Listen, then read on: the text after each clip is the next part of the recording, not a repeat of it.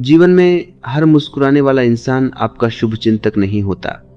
कुछ लोग आपके साथ बैठते हैं, आपकी बातें सुनते हैं, आपकी तारीफ भी करते हैं, लेकिन भीतर ही भीतर आपकी तरक्की से परेशान होते हैं।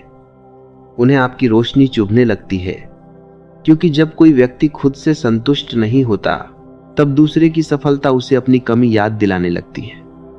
सबसे खतरनाक दुश्मन वह नहीं जो सामने विरोध करे, बल्कि वह है जो दोस्ती का मुखौटा पहनकर आपके करीब रहे और मन ही मन चाहे कि आप कभी आगे ना बढ़ो। ऐसे लोगों का पहला संकेत यह होता है कि वे आपकी खुशी में पूरी तरह खुश नहीं हो पाते।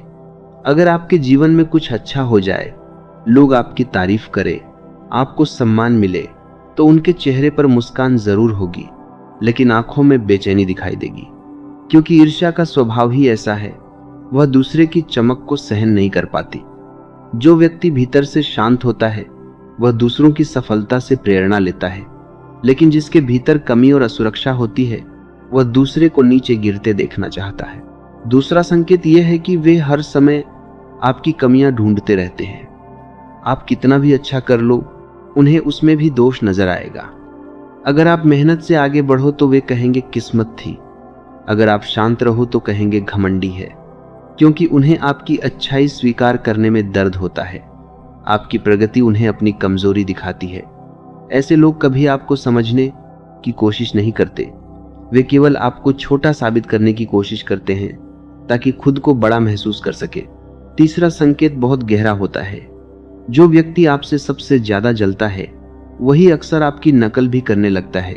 वह आपकी तरह बोलना चाहेगा, आपकी तरह कपड़े पहनेगा, आपकी आदतें अपनाएगा, क्योंकि भीतर ही भीतर वह आपकी जगह लेना चाहता है। ईर्ष्या का अर्थ केवल नफरत नहीं होता।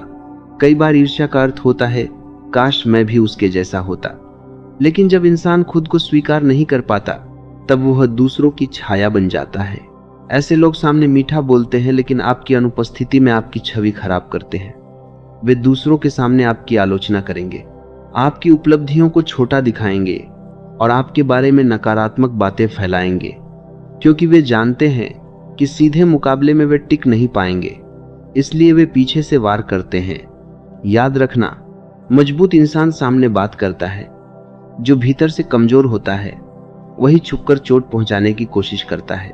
एक और संकेत यह है कि वे आपकी असफलता में भीतर से खुश होते हैं। अगर कभी आपका काम बिगड़ जाए या आपको कठिन समय का सामना करना पड़े तो वे ऊपर से दुख दिखाएंगे, लेकिन भीतर राहत महसूस करेंगे, क्योंकि उन्हें हमेशा यही डर रहता है कि कहीं आप उनसे बहुत आगे ना निकल जाओ। लेकिन जो सच में आपका अपना होता है वह आपके गिरने पर आपको उठाता है। जो जलता है वह केवल आपके टूटने का इंतजार करता है। ईर्ष्यालु लोग आपकी ऊर्जा भी कमजोर करने लगते हैं। उनके साथ बैठो तो मन भारी हो जाता है।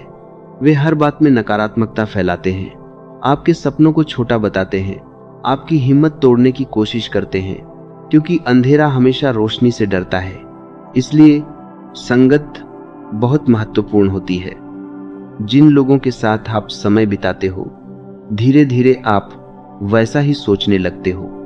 अगर आसपास नकारात्मक लोग होंगे तो आपका मन भी थकने लगेगा। लेकिन सबसे जरूरी बात यह है कि ऐसे लोगों से नफरत मत करो, क्योंकि जो इंसान भीतर से खुश होता है वह कभी किसी से नहीं जलता। ईर्ष्या हमेशा अंदर के दुख से पैदा होती है। इसलिए केवल जागरूक बनो, अपनी ऊर्जा बचाओ, शांत रहो और अपने मार्ग पर चलते रहो। जब सूरज उगता है तो अंधेरा बेचैन जरूर होता है, लेकिन सूरज रुकता नहीं। उसी तरह अगर लोग आपकी रोशनी से परेशान हैं तो इसका मतलब है कि आपके भीतर कुछ खास है। बस उस खासियत को अहंकार मत बनने देना।